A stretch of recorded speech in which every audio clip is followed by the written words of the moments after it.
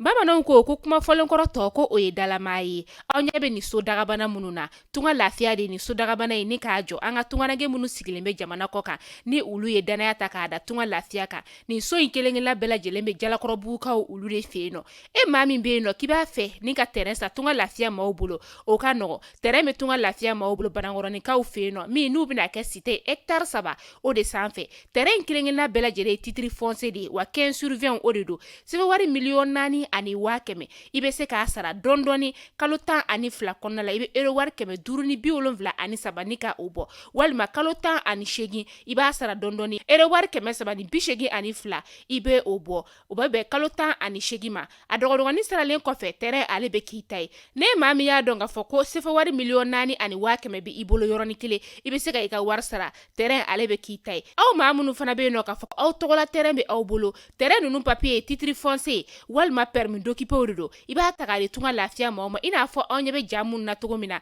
u b'a jɔ ni ka a d'i ma ka sɔrɔ i ma tɔɔrɔ o tuma la tunganage minnu sigilen bɛ jamana kɔ kan tunga lafiya nana aw lafiyali o de kama walasa sojɔko la aw kana degun sɔrɔ cogoya min na ne mɔgɔ min bɛ fɛ ka kunnafoni wɛrɛ sɔrɔ sa o tuma la an wele an ka numéro WhatsApp kan 00336 41 94 03 80 walima 00223 72 18 42 47 tunga lafiya maliyɛnden minnu sigilen bɛ jamana kɔ kan u bɛɛ lajɛlen kelen-kelenna bɛ se ka u ninkanso sɔrɔ ba maliba ale kɔnɔna la cogoya min na.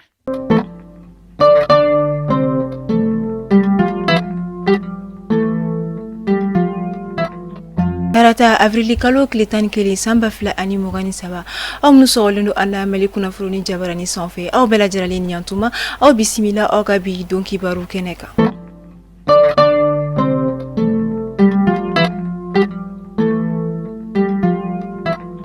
Bamako Lafiyabugu taliko ni ale tun ye yɔrɔba sigilenba ye kosɛbɛ Bamako kɔnɔna la wagati laban in na jateminɛw ye a yira k'a fɔ ko suɲɛli ani bingani walew bɛ ka caya o sigida in kɔnɔna la. N'an bɔra yen an bɛ taa Kulikorokaw fɛ yen nɔ avril kalo tile 9 tɛmɛnen ka sanga ni kari ye maa binganikɛla bugunatigɛbali dɔw ye bingani wale ta ka ɲɛsin butigi 3 ani station 1 ma kunnafoniw ye a yira k'a fɔ ko bingani wale in kɛra safo seliw tɛmɛlen kɔfɛ u ye mugucikan bɔ walasa ka maaw ja wuli o kɔnɔna de la u ye nafolo kasabi caman ta wari min ni a yɛrɛ ma se ka da dɔn fɔlɔ.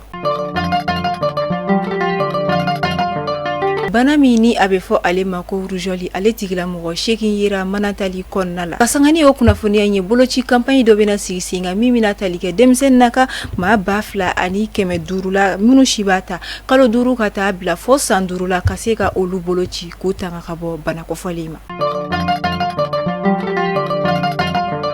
Kunnafondila Alassane Sulemani ale Fédération Malienne de Football membre kɔrɔ dɔ ye wa ni a delila k'i kan bɔ Fédération Malienne de Football président sigila ka tɛmɛ ale y'i hakilinaw di Mali senadolaci tako ɲuman ani a boliko ɲumanw kan ni o kɛra lajɛ senfɛ min labɛnna FEMA Foot fɛ alamisa tɛmɛlen marisi kalo tile 30.